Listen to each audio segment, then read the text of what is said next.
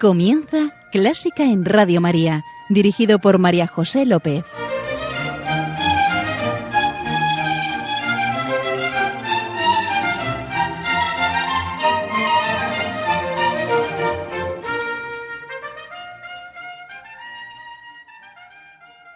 Bienvenidos, bienvenidísimos a Clásica en Radio María, la música divina. Encomiendo este programa a la Virgen y va por ti, Señora.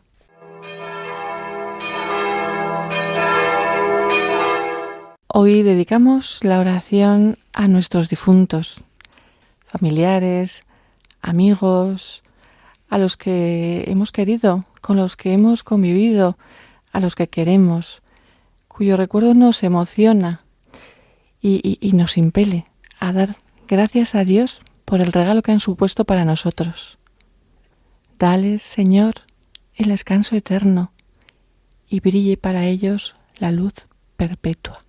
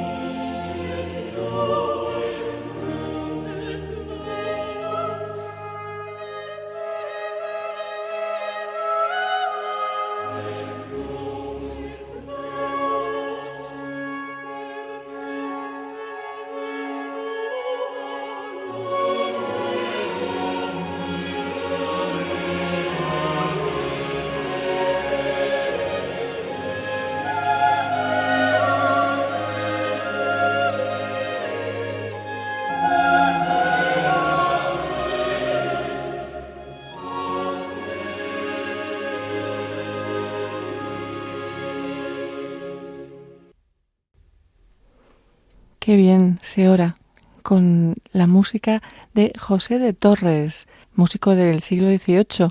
Misa de difuntos para el funeral de Luis I.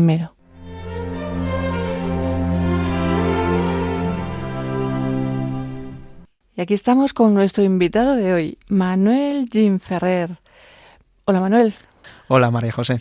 Manuel es músico profesional, es pianista, es compositor y, bueno, tenemos delante a un director de orquesta en ciernes. Ahí estoy preparándome, estoy estudiando ahora mismo dirección de orquesta, sí. Manuel, muchísimas gracias por estar aquí para compartir tu música. Muchas gracias a ti por invitarme. Piano, ¿eres pianista? ¿Por qué? Pues la verdad es que de familia no me viene porque mi padre es químico y mi madre es escritora. Y me viene porque mi madre me ponía, a ella le gustaba mucho la música clásica y me ponía música clásica cuando yo era pequeño y a raíz de ahí supongo que a mí me entusiasmó, me apasionó hasta el punto de que yo le dije a mi madre, quiero estudiar piano, quiero estudiar música y como regalo por mi 6º cumpleaños me regaló mi primera clase de piano y desde entonces, 21 años después seguimos en ello. Eso es perseverancia. Y gusto, claro sí, que sí. Sí, sí. Y si yo te pregunto música y Dios. Hay una cita de Bach que refleja muy bien lo que es la música. Él decía que la música es el alimento del espíritu. Es decir, era la forma más cercana que teníamos de llegar a Dios. Y yo creo que es una frase que refleja realmente lo que es la música. Es muy poderosa y realmente nos puede acercar a Dios de una manera como ningún otro arte, yo creo, puede hacerlo. El lenguaje de Dios. Sí, es el lenguaje de Dios.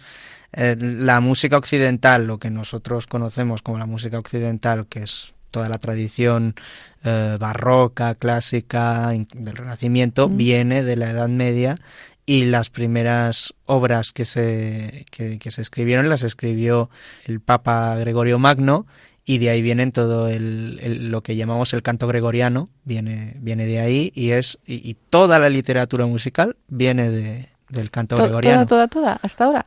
Toda la música occidental, sí, toda viene del gregoriano. Curioso, ¿lo sabías, querido oyente? ¿Cómo vamos a enfocar este programa?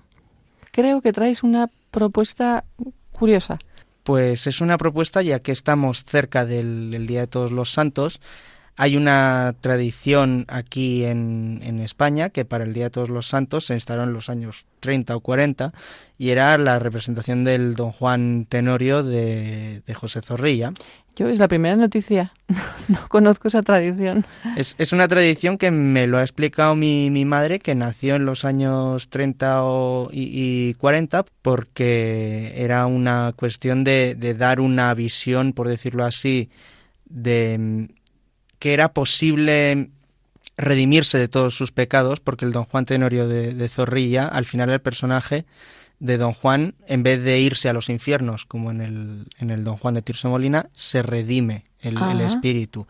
Era una visión muy, muy cristiana que tuvo Zorrilla en el romanticismo, en el siglo XIX, y como se venía también de la guerra civil y esto, entonces yo creo que se hizo pues también para expresar ese sentimiento de perdón y de compasión, por decirlo así. Curioso. Hay dos obras que están relacionadas al mito de Don Juan, a la temática de Don Juan. La primera de ellas es el Don Giovanni de Mozart. Se centra mucho en la visión de Tirso de Molina, en la cual el personaje acaba yéndose arrastrados a los infiernos por el comendador, y también esto se ve desde el principio de la ópera, que la ópera va a ser un poquito, digamos, trágica, porque el primer compás de la obra, los primeros acordes esos potentes que se oye del tutti de la orquesta, luego serán repetidos justo en la escena del comendador. Empieza de esa manera, y la escena final y todo ello es realmente... Bueno, es que es mi ópera favorita también, tengo que admitirlo. Bueno. Tengo que admitirlo, Don Giovanni es mi ópera favorita. Y como te decía, es centrado en ese aspecto de que los crímenes han sido tan violentos de Don Juan, porque en el fondo, en el Don Giovanni de Mozart, como está inspirado en el de Tirso de Molina, en el fondo la verdadera razón por la cual Don Juan desciende a los infiernos es por blasfemia ante Dios, porque es el momento en el que él va al cementerio y está delante de la estatua del comendador y se burla del comendador al que él mismo ha matado en el primer acto. Entonces, como es realmente... como incluso le reta a que venga a su casa a la hora de cenar. Entonces, claro, eso es una visión que sobre todo en la época del Siglo de Oro, que es cuando lo escribió Tirso de Molina, es una visión totalmente es el mayor crimen que puede cometer Don Juan.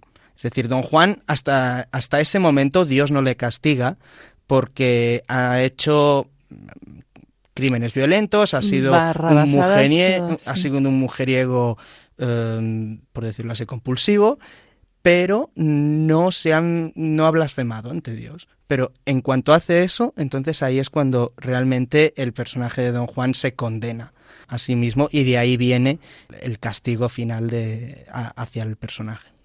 ¿Y qué vamos a escuchar? Me gustaría escuchar un poco la obertura, la segunda parte de la obertura, el final de la obertura, porque En la obertura te presentan a un Don Juan te presentan el personaje muy jovial, pues eso, que tiene sus aventuras, atractivo. Tiene una parte atractiva, pero al mismo tiempo, si escuchas bien la música, te das cuenta de que algo no está bien con el personaje, porque todas las melodías melódicamente van para abajo, empiezan tan, tan, tan, tan, tan, tan, tan, tan. Todas las melodías van para abajo y eso en música normalmente significa que es algo que no está bien con el personaje. Vamos a escuchar en este primer extracto, que es la parte final de la obertura.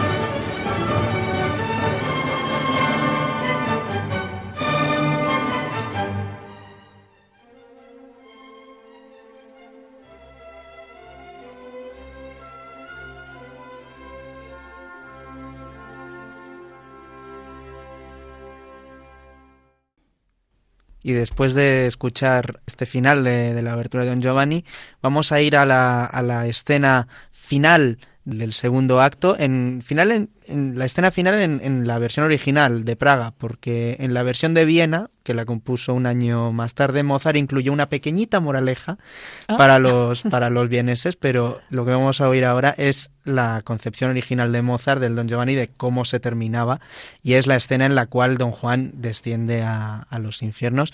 Y lo que me gustaría que escucharais, que estuvierais bien atentos, por ejemplo, hay un instrumento que para la época de Mozart era un instrumento bastante nuevo, que es el trombón. Y Mozart lo utiliza por primera vez en una ópera en este pasaje, que el trombón es un instrumento muy potente, que en aquella época era muy, muy trágico, muy, muy dramático, y entonces realmente podemos escuchar ahí cómo los trombones, por decirlo así, ensalzan las voces que vienen desde los suelos de los demonios del infierno, que se lo están llevando a Don Giovanni. Los pelos de punta. Adiós, Don Giovanni. Exactamente. Pues vamos con esta escena final del Don Giovanni de Mozart.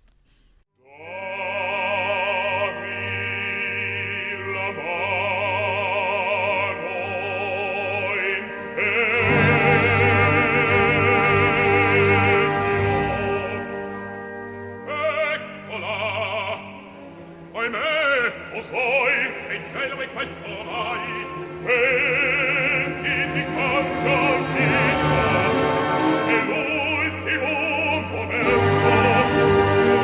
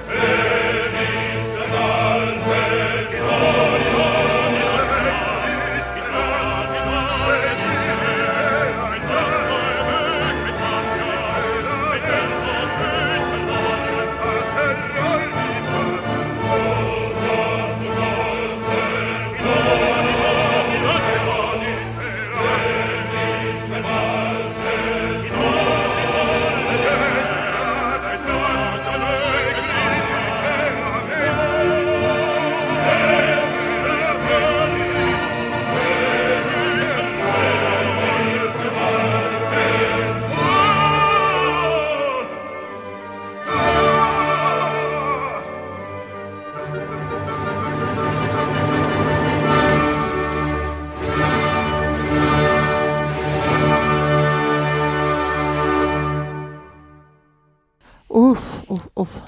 Sí, es que de hecho, como hemos podido escuchar, el comendador le da la oportunidad a don Giovanni, a don Juan, de arrepentirse por todos los pecados que ha cometido, pero don Juan se niega y es lo que realmente... Ahí es cuando el comendador le dice, pues tu tiempo Sí, en este mundo ya se ha está. acabado, y ahí es cuando don Juan A lo que has desciende elegido. a los infiernos. Exactamente. Mm. Entonces esta es la versión, por decirlo así, tradicional, la de Tirso de Molina. Y luego don Juan, el tema de don Juan, la temática de don Juan, fue recuperada por don José Zorrilla, en el siglo XIX, en el pleno romanticismo, y él le dio un toque cristiano de que realmente don Juan se redime de sus pecados a través del amor de doña Inés, que es una monja a la cual don Juan intenta seducir. Y Oh. entonces doña Inés al final consigue que Dios perdone a don Juan y que Dios consigue que don Juan por fin se dé cuenta de que su forma de vida no ha sido la correcta ante los ojos de Dios, y que por eso se tiene que redimir, y al final don Juan se redime por ello, a través del amor de doña Inés. ¿Y eso cómo se refleja en la música? Pues en la música tenemos una versión que es un poema sinfónico de Richard Strauss, en el cual hay distintos pasajes, te cuenta todas las aventuras de don Juan con música, no hay cantantes, es todo orquestal, te lo tienes que ir imaginando en tu cabeza, todo lo que le está ocurriendo. De hecho, Richard Strauss escribió notas programáticas de qué es lo que estaba ocurriendo en la música en cada momento, y es esta visión, es esta visión romántica que al final don Juan es capaz de redimirse. Entonces, si quieres, vamos a escuchar dos pequeños cortitos pasajes en los cuales el primero de ellos es un poco don Juan, las aventuras que está viviendo, y luego bueno, vamos primero... Sí, nos Sí. gustaría, ¿verdad, queridos Sí, oyentes? vamos Sí, primero vamos. con las aventuras de don Juan.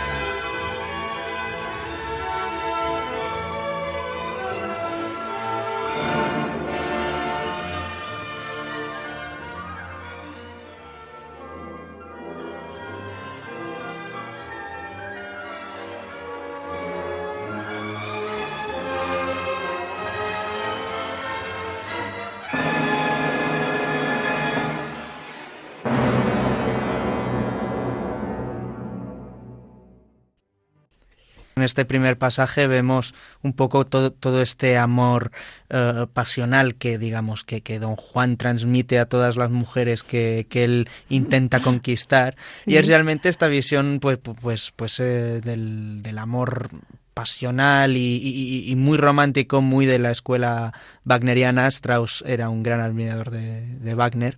Y es toda esta cosa, de toda esta exuberancia, de la melodía que no se acaba y cómo va para arriba todo y es un poco todo en el aire. Y luego ahora os voy a mostrar un poco en el segundo pasaje cómo consigue ese tema, digamos, del amor convertirse en algo que al final don Juan, a través de su sacrificio y del sacrificio de doña Inés, es capaz de por fin redimirse de sus pecados. Y es esta visión también muy romántica de que uno puede ser perdonado de sus pecados, que al final Dios es capaz de perdonar cualquier pecado. Está deseando.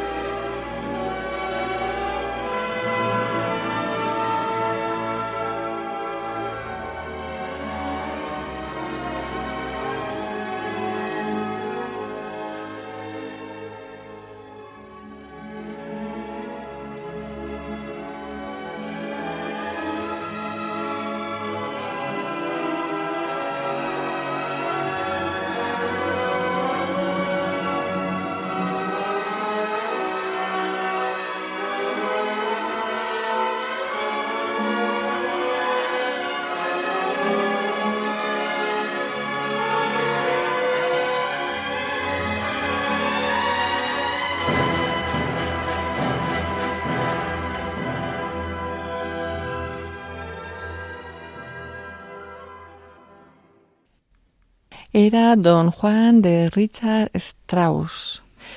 Manuel nos lo ha vinculado con el Día de Difuntos. Sí. Y ahora seguimos con esta temática, porque yo creo que nos vamos a la secuencia del Requiem.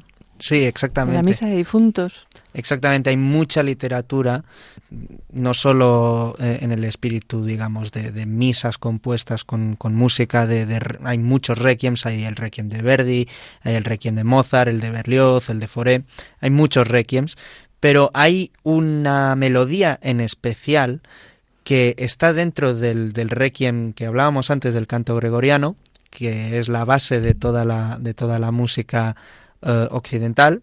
Esa melodía del Dies Irae, del Requiem, de la Misa de Difuntos, es una melodía que se ha utilizado en muchas obras de música después, sobre todo en el romanticismo. Es una melodía que os la canto si queréis, que va de la siguiente manera. Dies illa, solve et seculum in favilla. El Dies Irae que acaba de cantar Manuel, ya sabéis que es un himno latino que lo que hace es describir el juicio final, con la última trompeta que llama a los muertos al trono divino, donde los elegidos se salvan y los condenados, pues no. Exactamente. Y nos vamos a centrar en las primeras frases, en el Dies Irae propiamente. Día de ira será aquel en el que el mundo se reduzca a cenizas, como predijeron David y la Sibila. Cuánto terror habrá en el futuro cuando el juez haya de venir para hacer estrictas cuentas.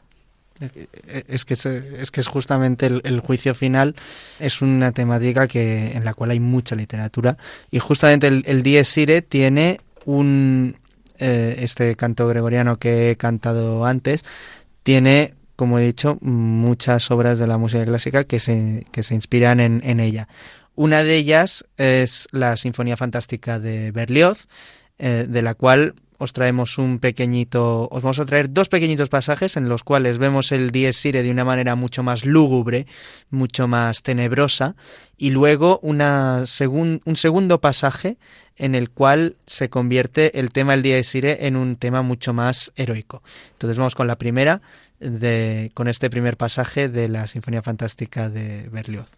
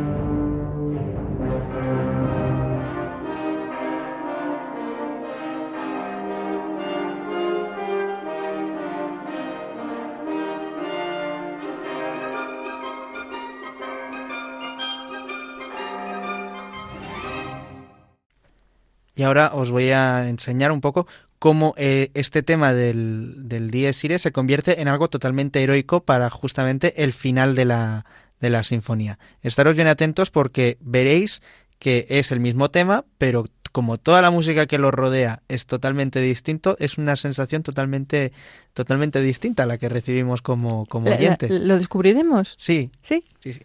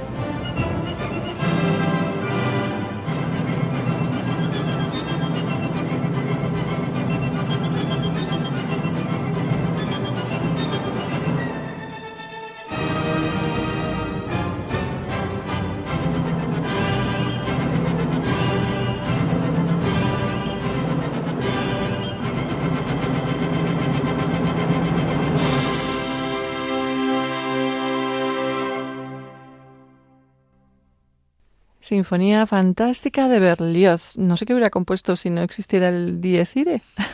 Bueno, pues es una muy buena pregunta, porque este último movimiento enlaza muy bien todo lo que viene ocurriendo en toda la sinfonía y realmente la inclusión del tema del Dies Irae es lo más destacable dentro de esta sinfonía, yo creo, en mi opinión.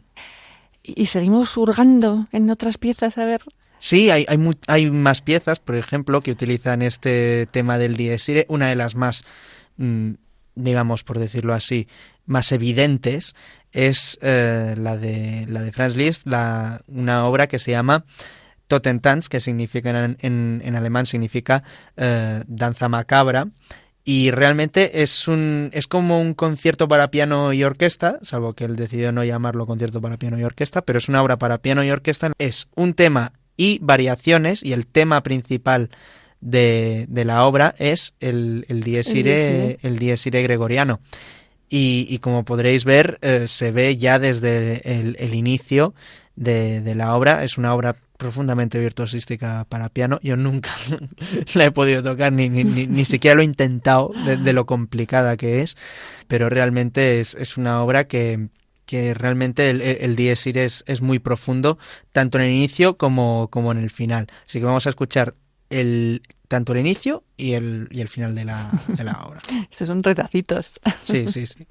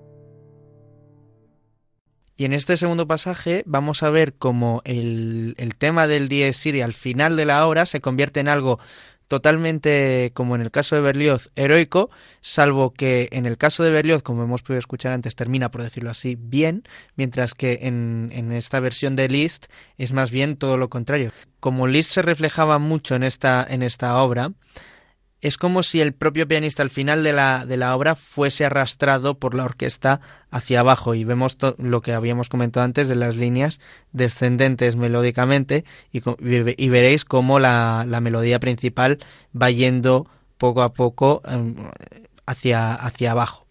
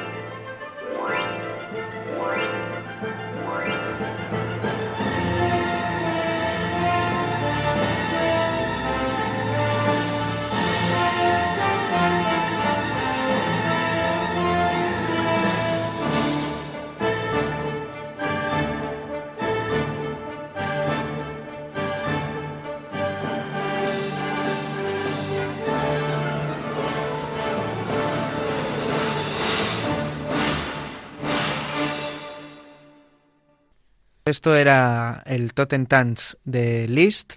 Sí, habéis visto lo que decía Manuel, cómo acaba al final. ¡Pum! Exactamente. Sí. Como la música se lleva al pianista. Se lleva al pianista hacia abajo, un poco en el espíritu del Don Giovanni de Mozart también en ese Tampoco, bueno, no. Tanto. Y siguiendo con la temática del Dies Irae, me gustaría reflejar un poco que en las misas de Requiem de los compositores, en las más conocidas, como por ejemplo son las de Mozart, Berlioz, Verdi, no utilizan el canto gregoriano del Dies Irae, la melodía que... Sí, en la secuencia del Dies Irae no utilizan esta melodía. Al contrario, se centran mucho más en el aspecto, como dice el propio verso, que es el día del juicio final, que es la tierra abriéndose. Miedo, ¿no? Es el miedo al juicio final, al juicio de Dios. Sí, cuánto terror habrá en el futuro cuando Exactamente. el juez... Es más esta sensación de miedo, y entonces esto se refleja muy bien en el Requiem de Verdi, que es el Requiem, por decirlo así, más operístico de todos ellos. El de Mozart es mucho más, por decirlo así, muy en una tradición clásica, católica, creyente.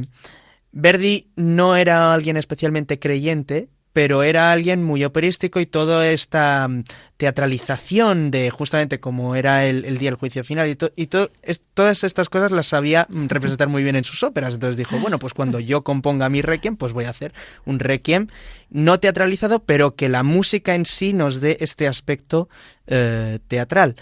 Y Berlioz, por ejemplo, el Requiem de Berlioz es algo totalmente gigante, majestuoso, enorme. Por ejemplo, Berlioz, para esta secuencia que no la vamos a escuchar hoy, desafortunadamente, pero por ejemplo utiliza 8 timbales para representar cómo la tierra se abre. Y entonces de pronto cuando llegan los timbales y hay crónicas de la época que cuentan que se movían las paredes cuando ocurrió ese pasaje. Pero nos vamos a centrar sobre todo en el de Verdi, en el Dies Irae de Verdi, que es mucho más teatral, y aquí os lo ponemos. Vais a temblar, queridos oyentes. Sí, vais a temblar y bastante.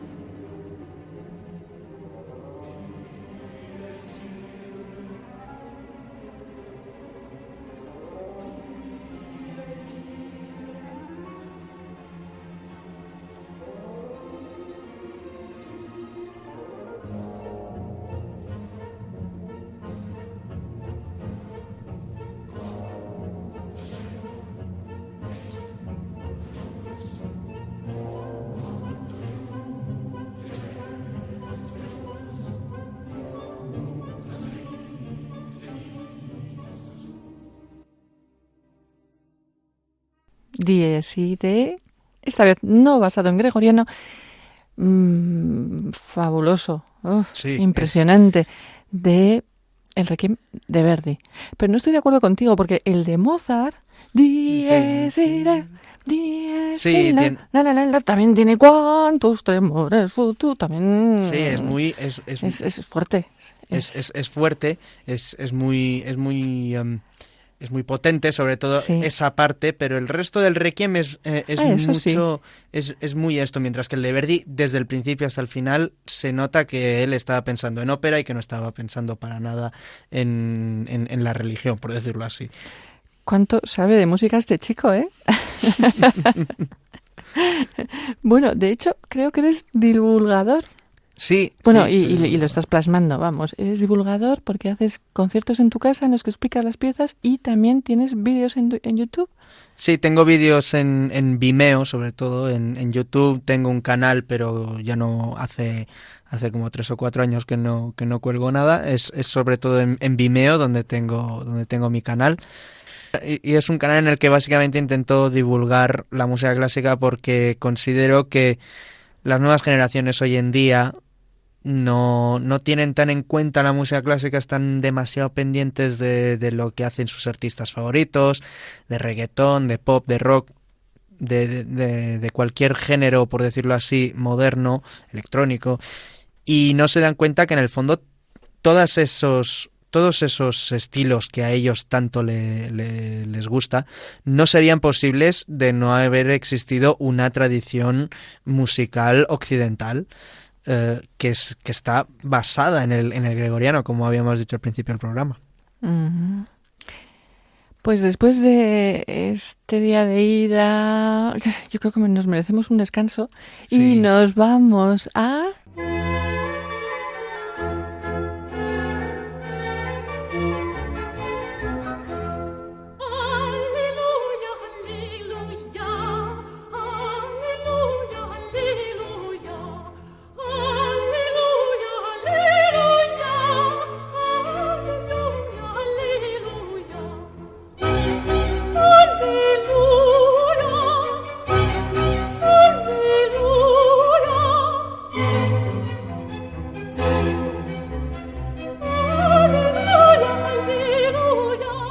Dios es alegría y Manuel nos trae una pieza alegre. Sí, es una obra que nos va a hacer terminar en alza y es el Sanctus del Requiem de Verdi, que realmente es fabuloso y si alguna vez tenéis la oportunidad de escuchar todas estas piezas en directo, en algún concierto al que podáis, por favor, id, porque son obras realmente que merecen ser escuchadas si tenéis la oportunidad.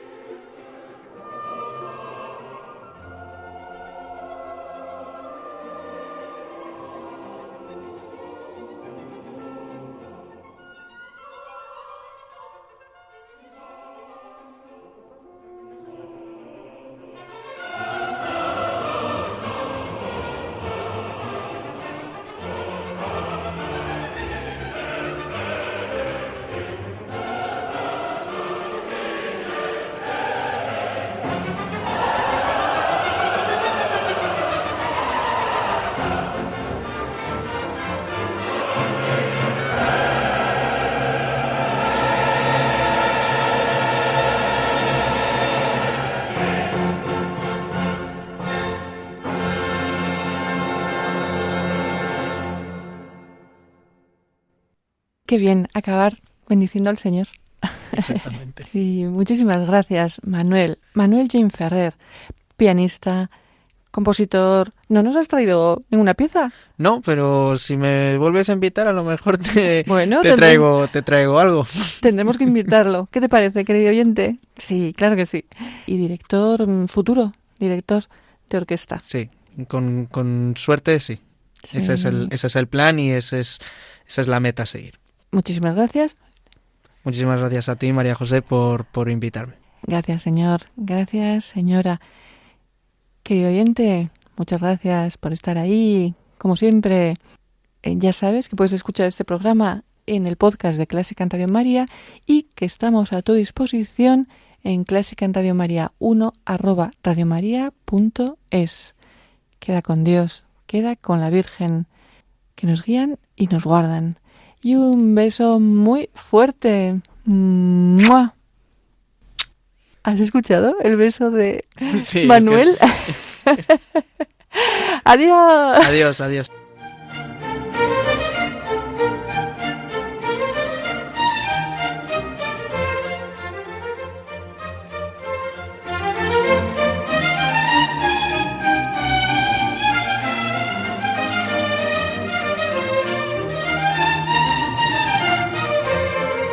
Han escuchado Clásica en Radio María, un programa dirigido por María José López.